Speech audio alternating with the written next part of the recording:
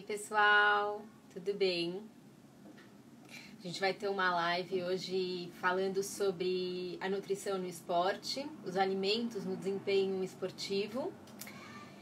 Já são 2 horas, né? A gente vai começar pontualmente. Eu vou perguntar, eu tô com 3 contas para fazer essa live. Eu tô com a conta da Hope Yoga, com a conta da Nutrição e Ação e com a conta da ProActions. Eu vou perguntar primeiro na conta da Hope Yoga, como que tá a visualização, o som, tá bom, gente? A cena para eu saber, tá tudo bem, né? Tá me vendo, me ouvindo bem? Ótimo. E na conta da Nutrição e Ação, tá dando pra ver? Tá me ouvindo bem? Tá, o áudio tá bom? Quem tá aí me ouvindo? Joia! E na ProActions, tudo em ordem? Joia! Bom, gente, então a gente vai começar.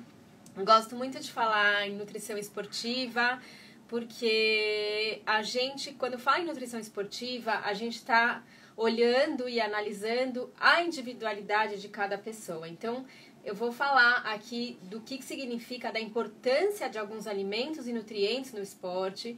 Eu vou explicar um pouquinho para vocês os ciclos energéticos que diferenciam um esporte de outro, porque quando a gente entende qual que é o ciclo energético que a gente usa no nosso treino, a gente entende o que a gente precisa. Se a gente precisa de creatina, se a gente precisa de mais glicose, se a gente pode fazer em jejum, ou se a gente precisa de whey protein. A gente vai entendendo melhor quais são as estratégias, os gatilhos que vão fazer com que a gente ganhe performance. Uma outra coisa muito importante que eu uso com o meu paciente quando eu vou falar com um esportista, um atleta, um esportista do dia a dia, que seja uma pessoa que não seja um profissional, seja um amador, por exemplo. O que a gente precisa entender quando eu vou fazer um protocolo com um esportista, um atleta, é qual que é o objetivo do momento desse paciente, desse cliente. Porque hoje a gente tem um paciente atleta que ele tem um objetivo ganhar uma competição, então ele precisa de uma performance máxima, ele precisa de um glicogênio muscular muito forte, ele precisa de uma reserva de glicose muito mais alta para a gente ter a performance num treino, por exemplo, de um ciclismo. Nesse caso, nesses tipos de pacientes, às vezes o jejum pode não ser benéfico para o momento da competição. Então, assim, resumindo, o que eu queria que vocês entendessem é que é super importante e é muito perigoso também o que tem acontecido nos dias de hoje nas academias de o meu amigo tá tomando, eu também vou tomar. Porque o que acontece é porque, além do seu treino poder não ser o mesmo que o do seu amigo, você também pode ter objetivos diferentes do seu amigo. Sua composição corpórea pode ser diferente também do seu amigo. E mesmo que muitas coisas pareçam iguais, quando a gente vai fazer uma análise, por exemplo, avaliar o VO2 máximo, avaliar uma composição numa ergométrica, em alguma questão mais específica, a gente pode ver em pessoas muito similares uma diferença muito grande no VO2, no gasto na frequência cardíaca. Então a gente precisa realmente olhar com todos os cuidados a individualidade de cada pessoa para a gente realmente poder indicar o que seria o suplemento ou a nutrição correta para cada treino e para cada pessoa. Então, como a gente fala em esporte, o que a gente tem que pensar? Que é importante a gente ter hidratação correta, a gente precisa ter líquidos corretos durante o nosso dia e também, dependendo do nosso treino, né, por exemplo, a gente sabe, por exemplo, que na yoga a gente não bebe líquido durante o treino. É uma prática que até eu me formei em suplementação no esporte, né? E é até uma desmistificação de ciência a gente falar para uma pessoa de ciências exatas que a gente faz uma prática de Ashtanga, por exemplo, numa sala fechada, suando tanto e não se bebe água. Então, assim, a gente também tem essas outras questões de práticas que estão quebrando paradigmas do que a ciência tem para nos mostrar.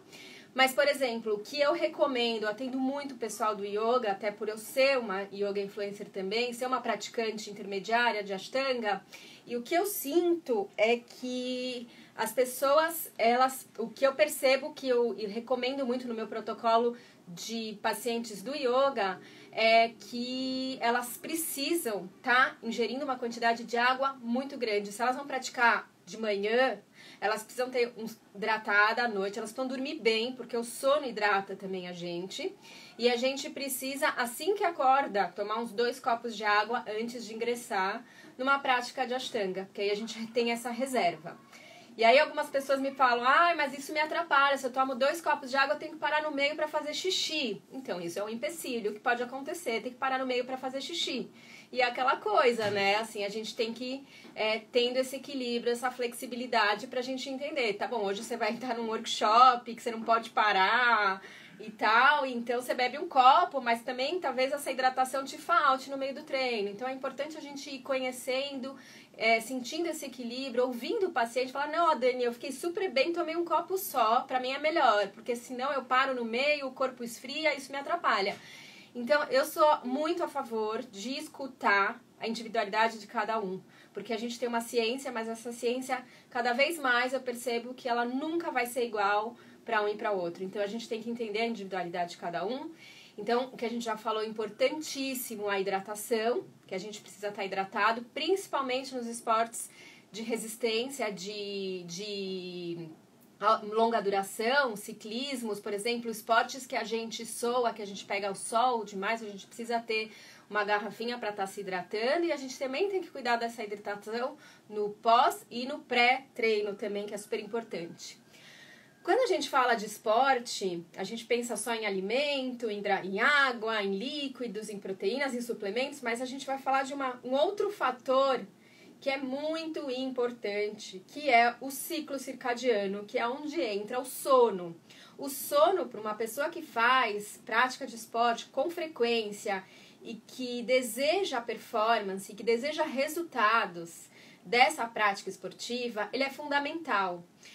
O sono, além de ele ser reparador, ele ajuda no anabolismo muscular, ele ajuda a gente ganhar massa magra e ele faz lipólise. Gente, se eu falo isso para as pessoas, todo mundo quer tomar pílula para emagrecer, todo mundo quer... Mas dormir bem faz com que, se a gente dorme bem e respeite o ciclo circadiano, a gente consegue fazer lipólise e a gente não faz proteólise, que é o objetivo de todo mundo que está querendo emagrecer.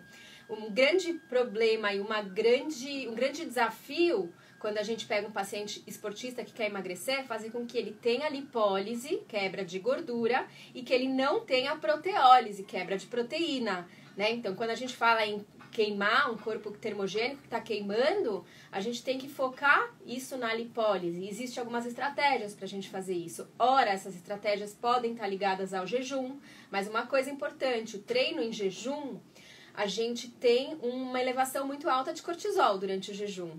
Gente, o cortisol, quando eu falo, às vezes eu falo de cortisol e tem gente, mas então eu não vou treinar. Cortisol é natural, é importante a gente ter cortisol. Sem cortisol a gente não levanta na cama. Quando alguma pessoa fala, eu tô com cortisol alto, que nem colesterol alto, é porque tá acima da normalidade. Mas o colesterol é normal, tem que ter, assim como o cortisol. É normal, tem que ter uma quantidade estável para você ter energia no seu treino, para você ter disposição para levantar da cama, para você ter alguma força. Porém, quando a gente treina em jejum, quanto maior o tempo de jejum, quando a glicemia cai, a gente começa a ter o glucagon, que começa a aumentar, acontece a elevação do cortisol. E o que acontece quando o cortisol eleva é que a gente entra em catabolismo, o corpo começa a queimar. Isso pode ser queima de gordura, que é positivo, que é a lipólise, que é onde a gente também libera a cetose no período do jejum, os ácidos cetônicos, o butirato, que faz com que a gente queima a gordura, que a gente queime. Mas e aí, como que a gente pode pensar em fazer com que essa queima seja de gordura e que não seja de proteína, como a gente está falando? A gente tem estratégias. As estratégias podem ser usando, dependendo do treino, algum triglicéridos de cadeia média do coco, que eu gosto muito. Eles são o caprílico e o cáprico, né? Que são os triglicéridos do óleo de coco. Eles têm a função energética do coco. E essa função energética, tem gente que tem medo, o óleo de coco engorda, tal, mas essa função energética como um pré-treino ou como é uma estratégia de gatilho num jejum, o que ele faz? Ele te dá uma termogênese para o corpo queimar a gordura. É como se você estivesse dando uma gasolina para o corpo queimar a própria gordura. É gordura que queima a gordura. Então não tem que ter medo de fazer isso, principalmente em jejum. Agora, se você estiver fora de jejum, por exemplo, um ciclista, que eu super recomendo, um suco de beterraba com melancia, por exemplo, a beterraba tem o nitrato, né, que é convertido dentro do corpo em óxido nítrico com a presença da L-arginina.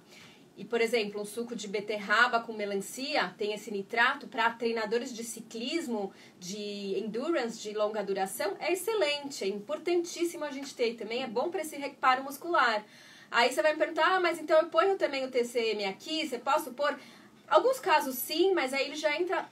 A questão não é só essa questão que a gente está falando desse treinador, primeiro, que precisa dessa energia para queimar gordura. Essa energia pode ser usada para outras questões, aí para a gente poder estar queimando gordura.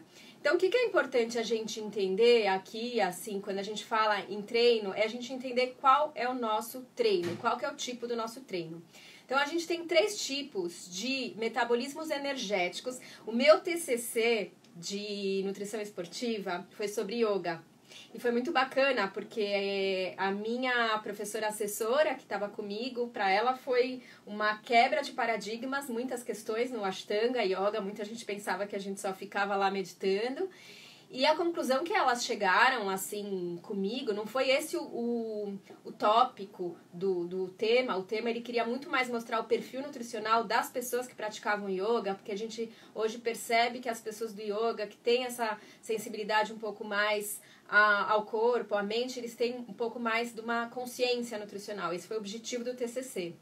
Mas o que foi muito bacana foi que essa minha orientadora que estava comigo, ela achava que era um treino muito leve, né? E o que ela percebeu é que no Ashtanga a gente consegue usar os 3 metabolismos energéticos. Então, para quem quer saber, muitas pessoas me perguntam, Dan, que tipo que é o Ashtanga? Eu não saberia dizer direito, por exemplo, todas as modalidades de yoga, mas, por exemplo, o Hatha tem muita coisa do Ashtanga também, porém tem mais permanência em algumas posturas. Vinyasa, né, também. E o que acontece no Ashtanga é que ele tem os 3 tipos de metabolismo energético. Então, o que a gente tem? A gente tem um metabolismo energético que é o ATP-CP, que é, ou também chamado de fosfogênio, que é onde a gente tem o metabolismo anaeróbico aládico. A gente não precisa de oxigênio e a gente não produz ácido lático. E ele é um metabolismo fosfogênio.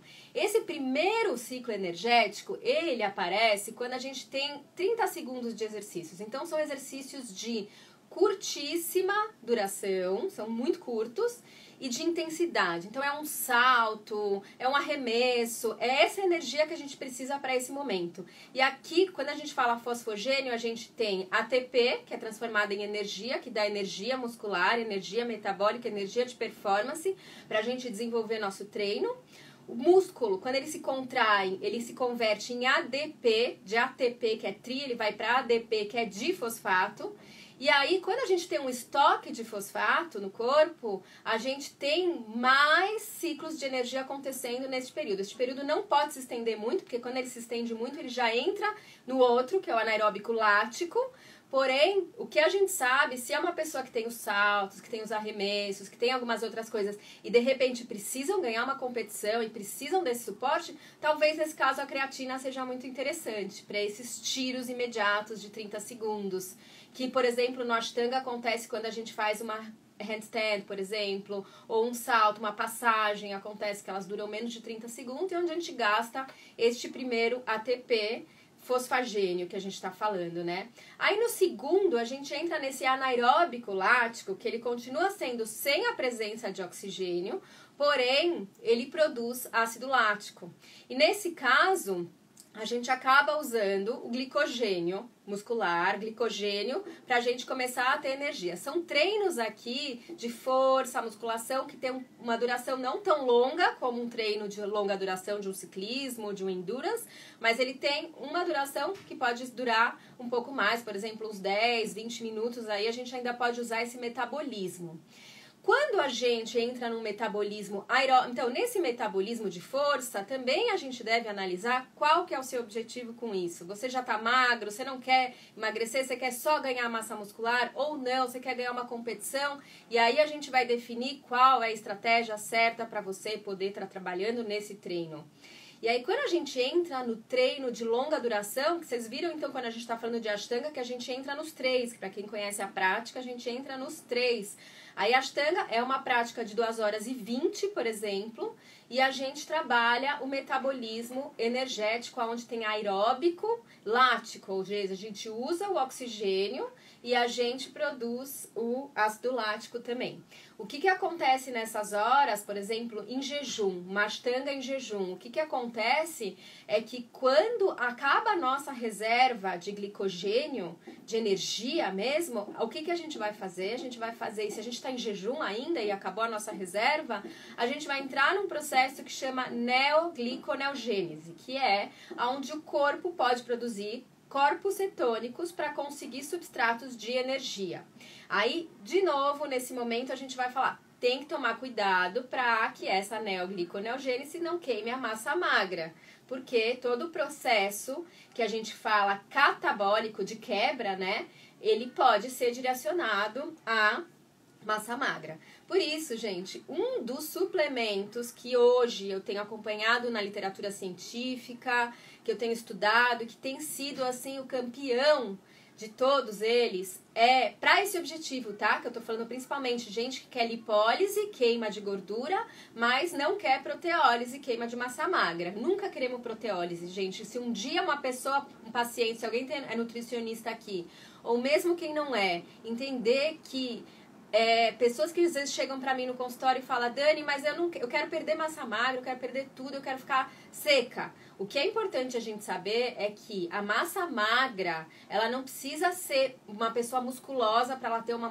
massa magra boa, mas a massa magra em anabolismo, numa constante força que ela vai dar para o nosso músculo, para o nosso corpo, ela também vai dar essa força e esse vigor para o nosso metabolismo, para as nossas enzimas, para o nosso sono, para várias funções cognitivas, cerebrais, mentais, emocionais acontecerem. Então isso é muito importante também, a gente ter essa noção de que a gente precisa ter uma massa magra boa para a gente ter um desempenho esportivo bacana, para a gente ter resultados de performance bacana na vida, mas não só para o atleta. Mesmo uma pessoa que não seja atleta, é importante ela não ter esse catabolismo, essa quebra de músculo no corpo, porque quanto mais músculo a gente tem, maior a nossa longevidade, maior a gente tem facilidades em manter a massa óssea do corpo também, fortalecer, evitar lesões, conseguir estar bem com a coluna boa, tudo isso depende do músculo, né? Então tem pessoas que começam a fazer esporte, tem dores na coluna muito rápido, isso pode ser porque ela tá também não dando os nutrientes necessários para esse músculo. Lembrando que nutrientes necessários conta o sono, conta também o dia do descanso. Temos pessoas que fazem esporte 2, 3 horas todos os dias e quando elas começam a entender os treinos intervalados, os dias de descanso, de recuperação muscular, a gente começa a ver resultado de verdade. Então é uma disciplina, mas não é difícil, eu quis dizer, não é tão difícil mesmo, porque o que é importante é a gente entender que, assim, para o nosso resultado dar certo, às vezes a gente não precisa de tanto exercício, de tanto estresse, a gente precisa de disciplina mesmo, a gente precisa organizar esse cardápio, o sono, a dieta e o treino. Muitas vezes é isso que eu falei, às vezes a gente precisa treinar menos para ter mais resultado de performance e para ter esse momento de descanso. Então, assim, uma pergunta que muitos vão me perguntar é sobre a questão do jejum, né, como eu falei.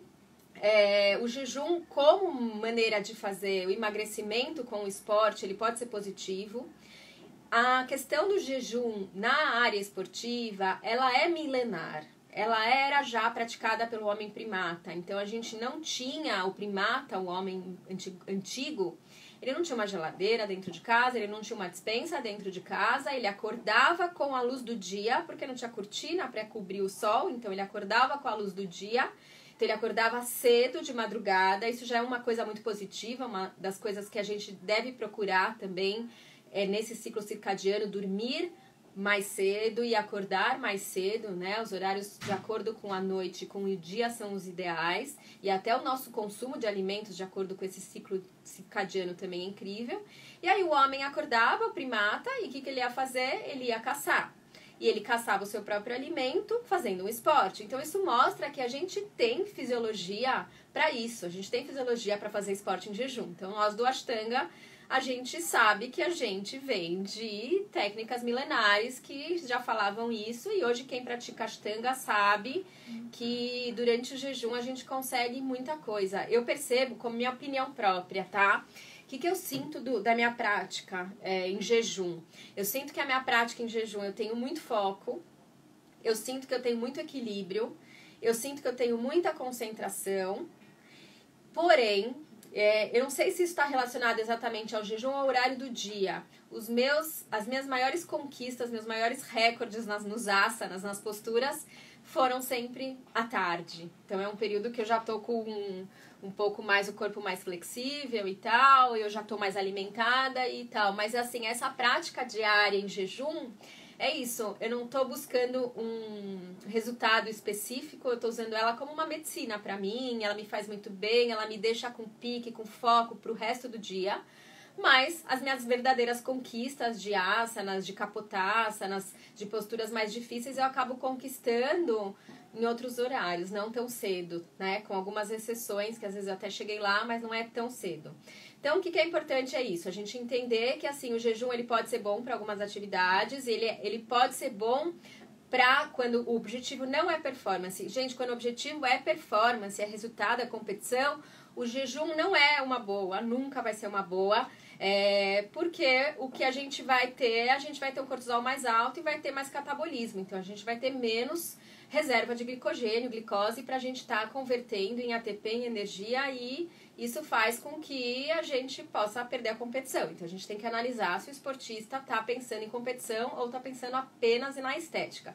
Se ele está pensando na estética, é positivo, porém a gente também tem que acompanhar a intensidade desse treino e a gente tem que começar a acompanhar com a dose de aminoácidos, como eu falei, que os aminoácidos, o que são os aminoácidos? Vamos só entender o que são os aminoácidos, aqui eu tô falando como se eu estivesse falando com outra nutricionista, mas eu vou explicar um pouquinho porque nem todos sabem. Quando a gente quebra uma proteína, uma carne, uma proteína intacta, concentrada, de um leite, de uma carne, a gente quebra, vai quebrando ela. No nosso corpo a gente come uma carne, ela entra pela mastigação, ela já é triturada nas amilases da saliva, da boca, ela já tem uma liberação de até enzimas imunológicas que já tiram IgA secretória, por exemplo, que já faz o trabalho de se tiver algum problema no alimento, ele resolver. Passa pelo esôfago, chegou no estômago. A gente tem 2 esfíncteres, no esôfago para o estômago e do estômago para o intestino delgado.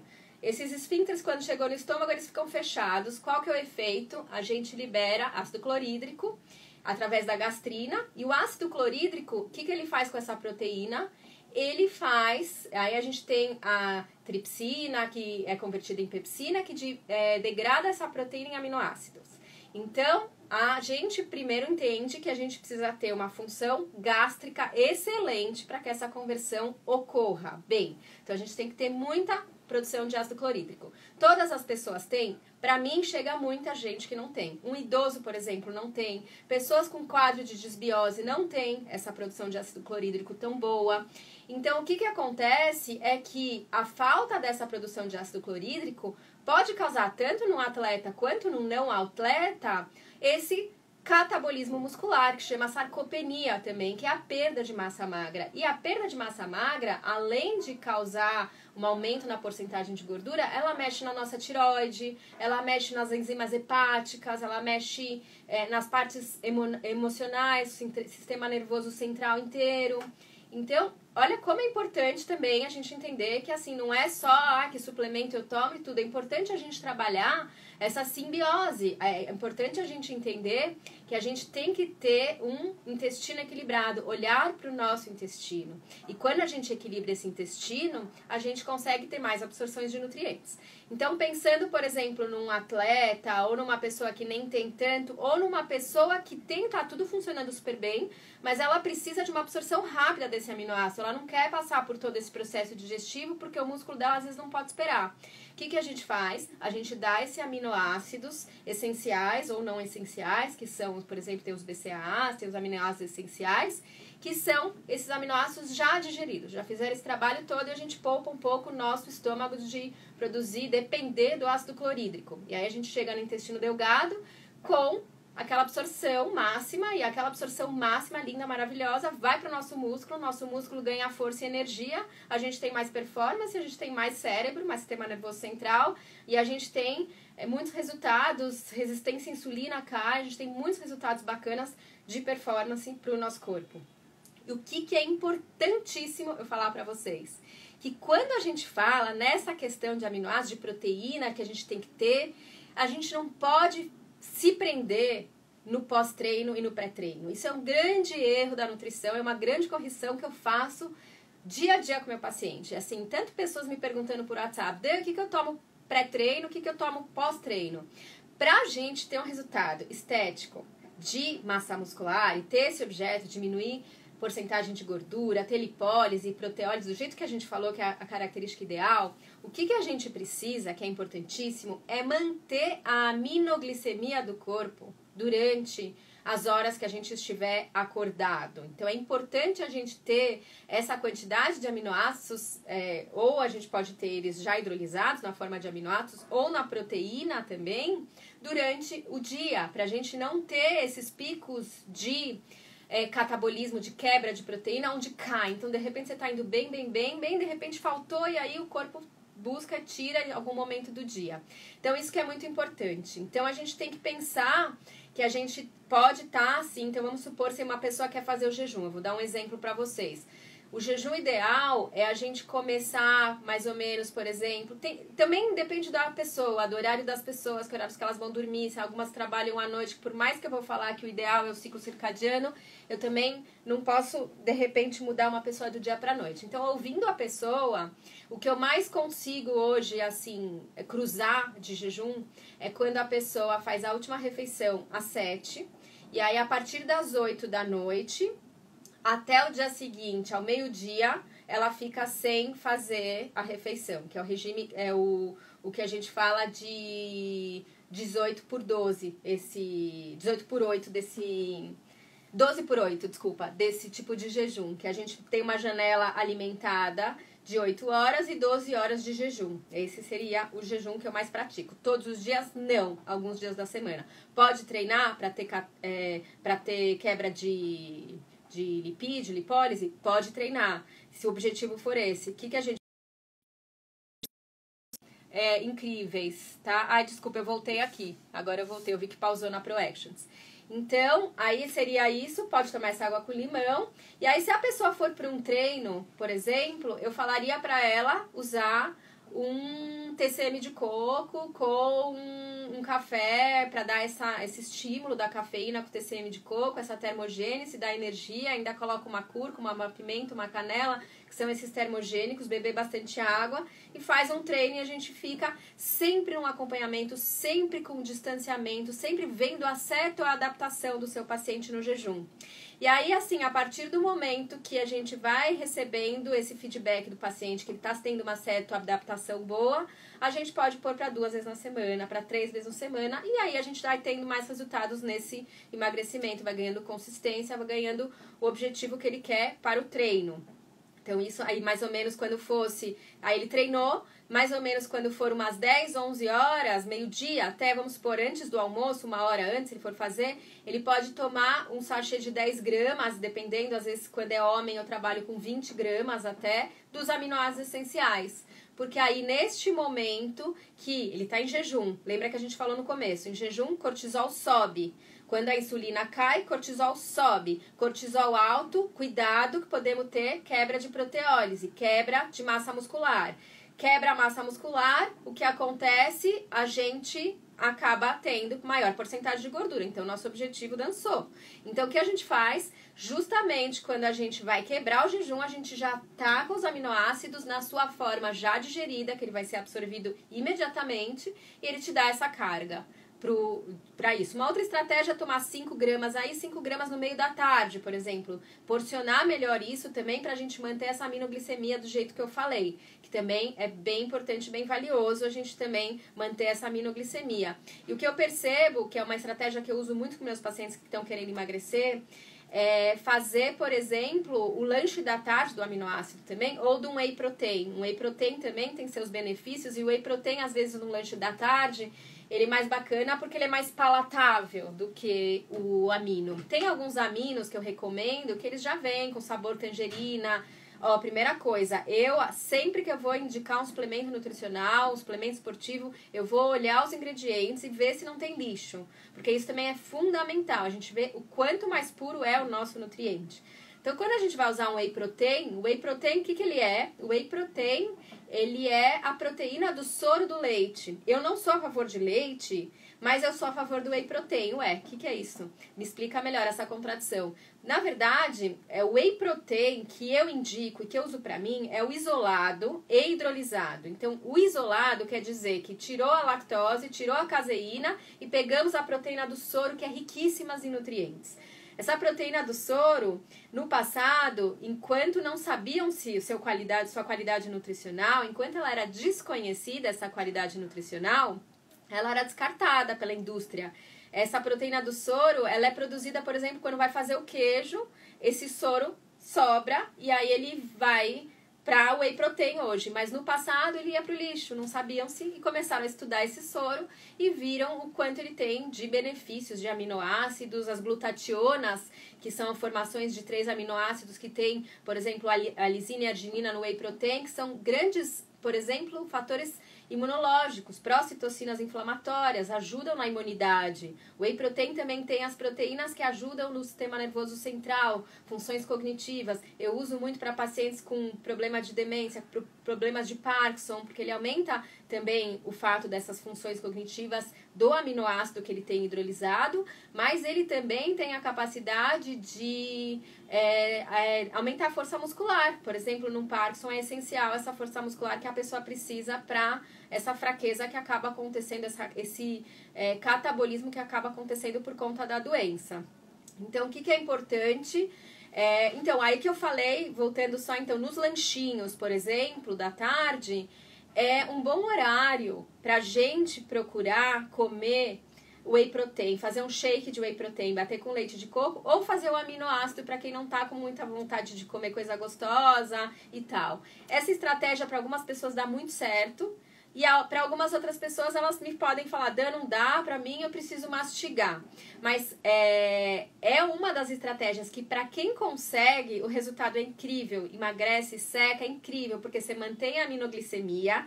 Quando você dá essa proteína no lanche da tarde, você controla picos de glicemia, resistência à insulina, e o que acontece é que a gente tem compulsão alimentar nesse horário, principalmente as mulheres. E um dos motivos da compulsão é picos de carboidrato, picos de insulina, que eles se cruzam com o horário do pôr do sol, onde cai a nossa produção de serotonina, de precursores de serotonina, e aí a gente acaba tendo mais carboidrato e os picos glicêmicos se caem junto, deixam a gente mais compulsiva. Imagino que de vocês muitos podem se identificar com essa questão da compulsão no horário da tarde. Então tem muitas pesquisas sobre essa questão desse horário, mostrando onde muitas coisas acontecem, muitas pessoas compulsivas, não só no alimento, mas até em outras questões, em drogas, em bebidas, elas tendem a sucumbir nesse horário. Esse horário é o horário perigoso. Então, quanto mais a gente tirar o perigo da frente, é melhor. Então, quando a gente faz esse trabalho do lanche da tarde, é uma ideia muito boa. Então, pensa, a gente fez o jejum, a gente pode ter um almoço bem recheado, a gente pode comer salada, legumes, abacate, a gente pode comer um arrozinho, um integral. Eu sempre prefiro ir pro lado dos integrais, porque tem muito mais vitaminas e minerais. A gente pode comer também, se não for comer os arroz, pode comer o grão de bico, as lentilhas, uma carne, um frango, um peixe, por exemplo, dependendo do objetivo também de cada um. Às vezes eu não misturo carboidrato com proteína. Às vezes eu deixo só uma dieta vegana, às vezes eu deixo uma dieta mais misturada. E a gente faz esse lanchinho da tarde e à noite a gente faria um cardápio mais low carb. Isso para quem quer emagrecer, eu tô dando um exemplo daqui que a gente faria. Agora, se uma pessoa vai fazer uma competição de ciclismo, por exemplo, sabe o que eu faria com essa pessoa? Eu vou falar para ela tomar 300 ml por dia. Calma, aqui passou.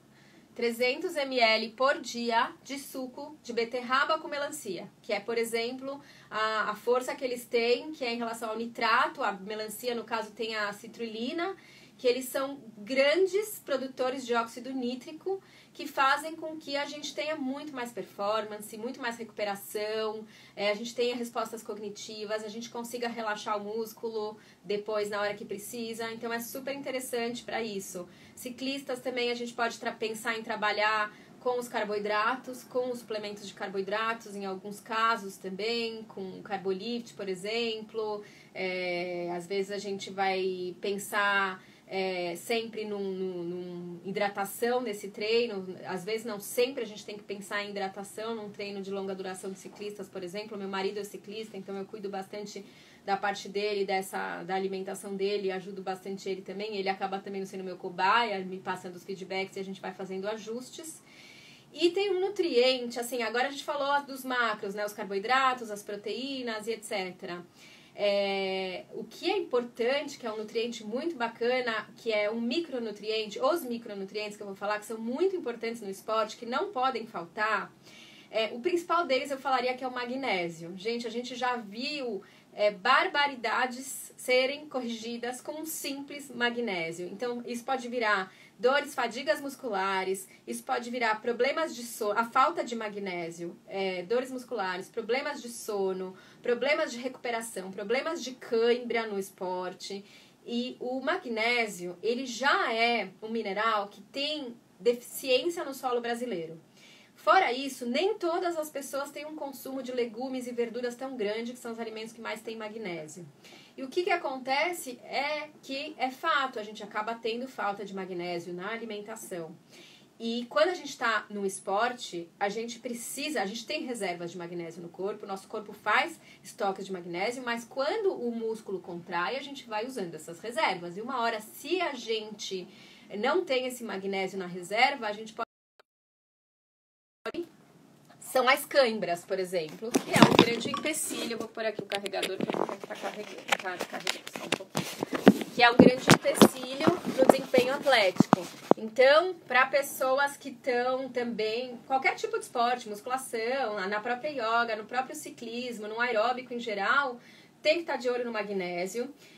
Magnésio existem vários tipos. Eu prefiro os quelados, que eles têm uma absorção mais rápida pelo organismo, ou no malato, que é quelato em ácido málico, ou bisglicinato, que também é na glicina, que também é muito bom. E para um horário do final do dia, eu uso muito o magnésio associado com o inositol, que dá aquele relaxamento muscular e ajuda no sono também. Então é bem bacana. Aqui, né? Peraí. Eu vou deixar a live gravada, assim. Vou deixar ver a perguntinha agora, peraí. Desculpa, eu tô com o carregador aqui. Então, magnésio é super importante. E se falta magnésio, a gente acaba tendo problema em outras funções do corpo. Funções cardíacas, em outras funções enzimáticas que acontecem na presença do magnésio. Um outro micronutriente que não pode faltar no nosso esportista, que não pode faltar em ninguém, na verdade, mas que no esportista acaba tendo-se um déficit muito grande por conta do suor, é um dos nutrientes que mais se perdem no suor, é o zinco.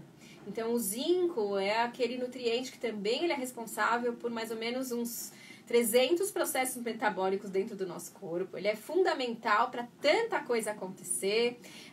Também age na função emocional, ele age no sistema nervoso central, ele age nas relações, na libido, na fertilidade, por exemplo. É muito importante, às vezes até doses maiores de magnésio, que a gente tem mais ou menos uma meta para dar para as pessoas uma recomendação diária de 8 a 11 miligramas, mas para o atleta, muitas vezes, a gente atinge uma quantidade maior. desse zinco também. E aí o que a gente vai percebendo? Que quando a gente tem tudo isso, a gente tem esse aporte proteico, a gente tem esse aporte hídrico, a gente tem o sono reparado e a gente cuida da nossa alimentação, a gente cuida dessa simbiose, desse intestino, a gente começa a ver resultados no nosso treino, na nossa performance, a gente começa a ver nosso corpo mudando, a massa magra realmente aparecendo, porque tem muita gente que fala pra mim, nossa, como é difícil ganhar massa magra, mas é porque às vezes as pessoas começam esse programa e não continuam. Então, essa disciplina de a gente não é uma coisa que acontece em uma semana. Vou ser super sincera para vocês. Existem alguns nutricionistas que usam um caminho mais acelerado, que entram com os injetáveis, com os hormônios para estética. Eu não sou contra entrar com hormônio se a pessoa precisa fazer uma modulação hormonal. Eu tenho uma médica que trabalha comigo no consultório, que ela faz, em alguns casos, ela usa o método Lee, que é um método de modulação hormonal mais pro lado da saúde, não tá ligado só no lado da estética.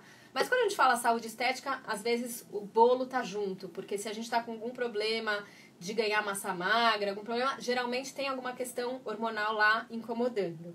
Então, é importante a gente ver se a gente realmente precisa de alguma questão hormonal ou se não, se a gente consegue realmente, com alimentação, com tudo isso, a gente consegue controlar. E o que eu tenho de boa notícia para falar para vocês é que as pessoas que mantêm esse processo, em 3 meses, elas têm resultado. Se a pessoa largou em 45 dias, um mês, a gente não consegue ver resultado em 15 dias, 20 dias. Isso é resultado que a gente começa a ver de 3 em 3 meses. Por isso que um dos protocolos que eu tenho usado com meus esportistas é consultas de 3 em 3 meses. Porque se um mês ele já está esperando um resultado de ganhar, de performance, a gente já não vai ter. De performance, eu já consigo, por exemplo, se meu paciente atleta vai ter um treino, que ele vai fazer uma corrida, daqui 10 dias ele decidiu agora, a gente já faz um boom de reserva de óxido nítrico, que nem eu falei, reserva de energia para ele ter como uso. Mas resultados estéticos são resultados que a gente demora um pouquinho para ver quando o assunto é através da natureza, através de técnicas naturais.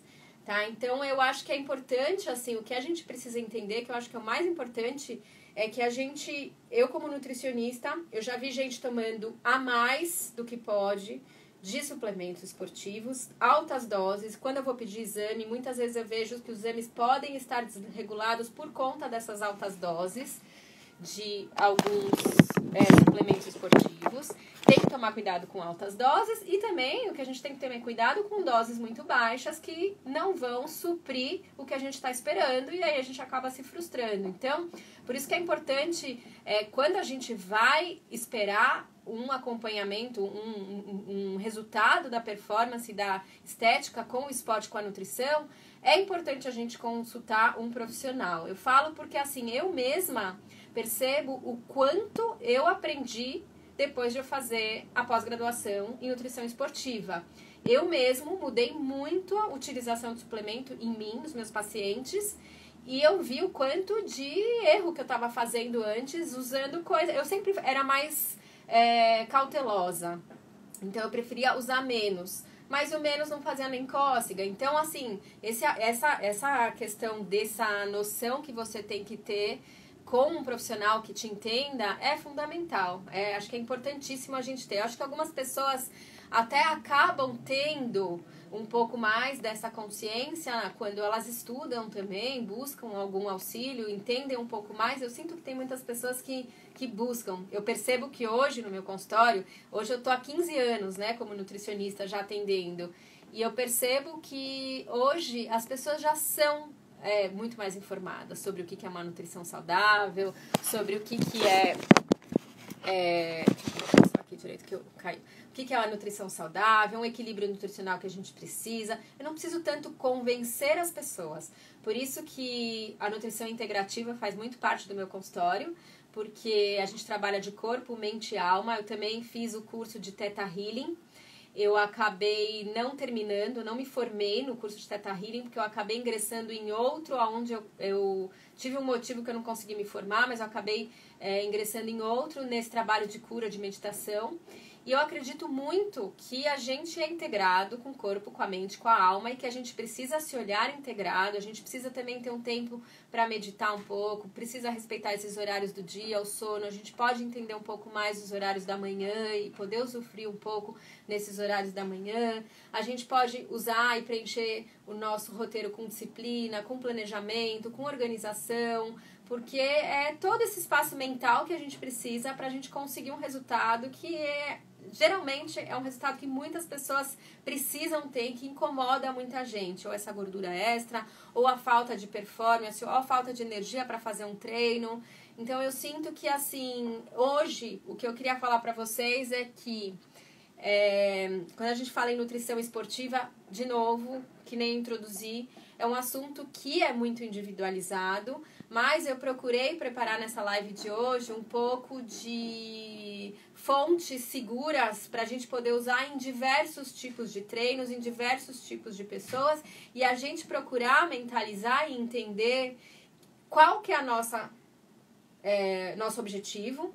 Se a gente for na nutricionista, a gente saber passar qual que é o nosso objetivo, a gente já ir meio sabendo qual que é o nosso objetivo, o que eu quero agora. E aí, assim, a gente consegue tratar e trajetar um plano ideal, um plano que você vai conseguir seguir. E esse plano ideal, ele também tem que levar em consideração os desejos da paciente, os pontos fracos do paciente, o equilíbrio todo que a gente tem que dançar conforme a rotina, conforme o estilo de vida, aquela história, uma vez por semana eu gosto de tomar um vinho com meu marido, o que eu faço? Então a gente tem que saber dançar conforme a onda, mas também atender o objetivo do seu paciente. Porque você não tá lá também para falar só o que a pessoa quer ouvir. Você come isso, come aquilo, porque não vai. E é importante a gente saber que se tem caminhos que te falam que pode comer o que você quiser, toma uma pílula e resolve, esse caminho é perigoso. Esse caminho a gente tem que tomar cuidado. Sempre o caminho mais curto é um caminho que a gente tem que tomar mais cuidado. Então sempre a gente tem que pensar que esse lado de equilíbrio nutricional, de microbiota intestinal, de dormir bem, de planejar a hidratação, de fazer um esporte é o melhor. Aí tem gente que olha pra isso e não gosta, fala, mas eu não gosto desse estilo de vida. Eu sou realizada com o meu esporte, eu sou realizada com o meu estilo de nutrição e é isso que eu inspiro nas pessoas, é isso que eu procuro influenciar nas pessoas.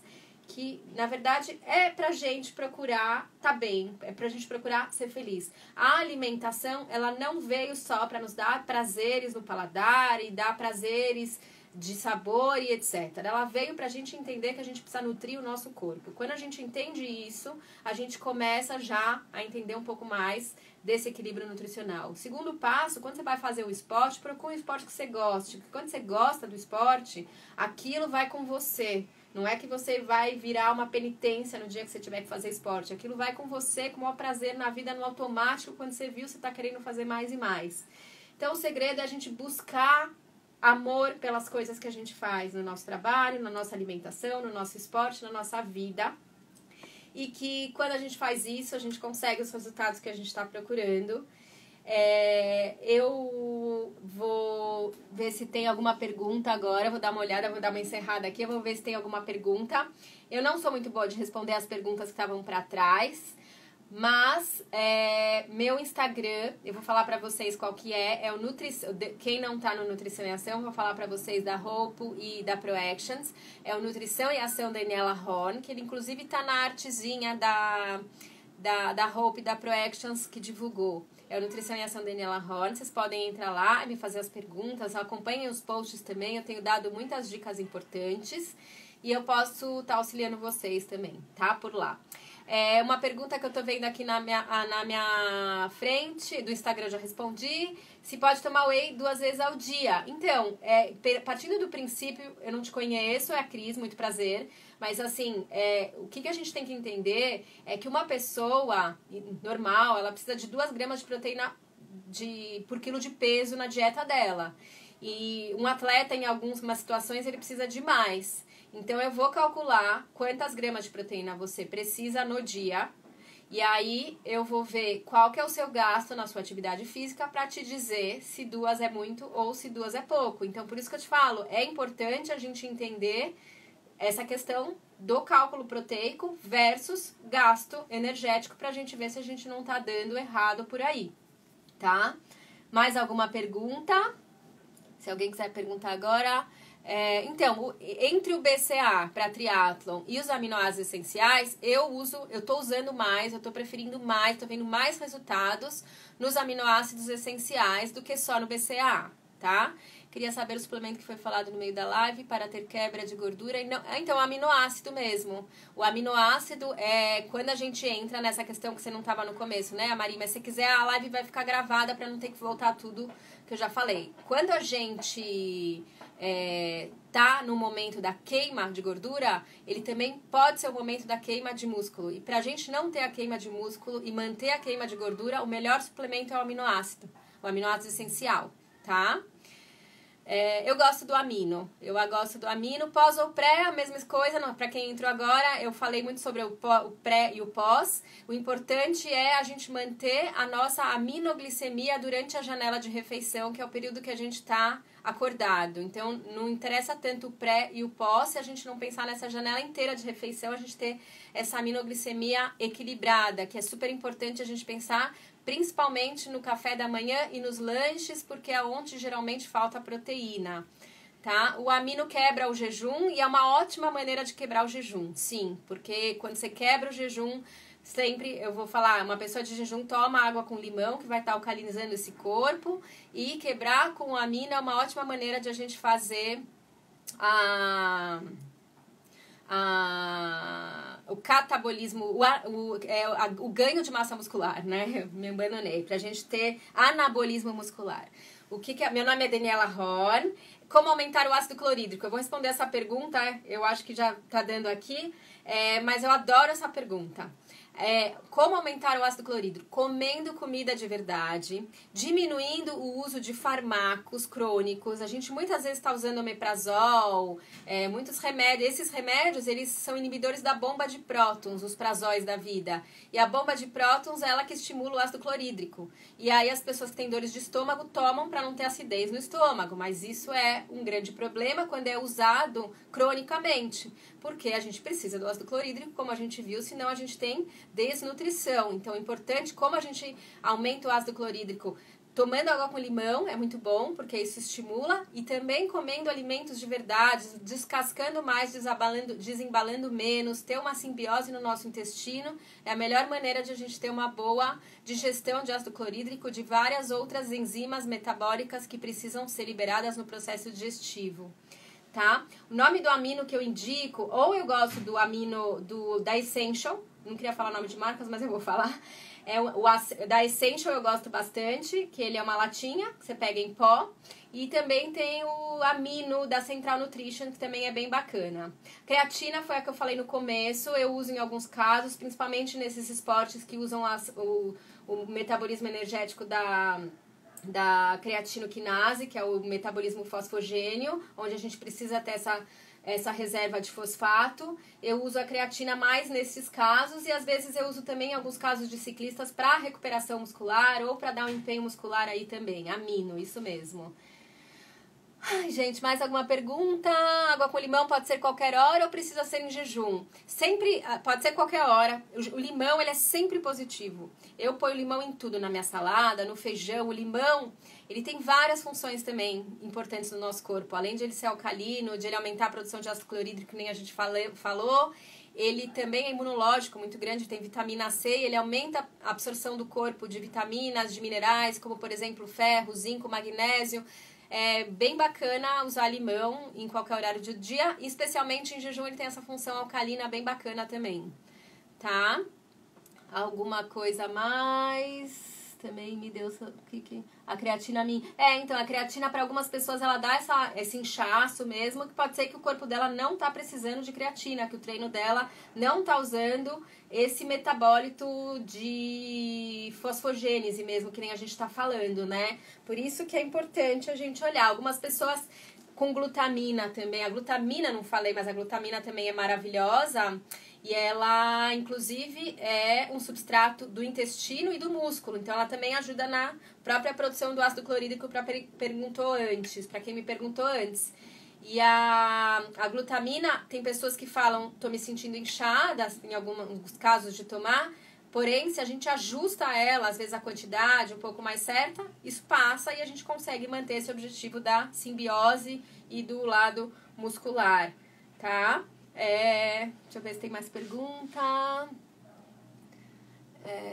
O amino para corrida longa, o amino pode ser bom para corrida curta, o amino pode ser bom para musculação, ele pode ser bom para várias questões que impedem a proteólise. O objetivo é não termos proteólise ou catabolismo muscular ou quebra muscular, falando os outros nomes da proteólise, né?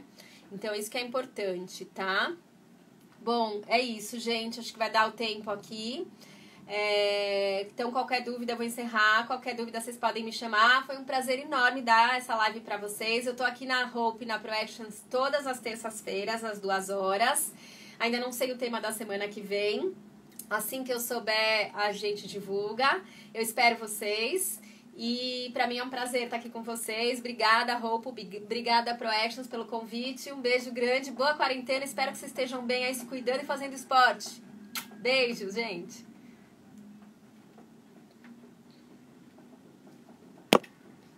Oi, Tutu. Mãe, você perdeu o horário da aula do Ari. Perdi. Entendeu? Por isso que eu tava aqui. E agora? Calma, põe no negócio. Compartilhar no GTV. Será que eu compartilho? Compartilha. Compartilha. Calma.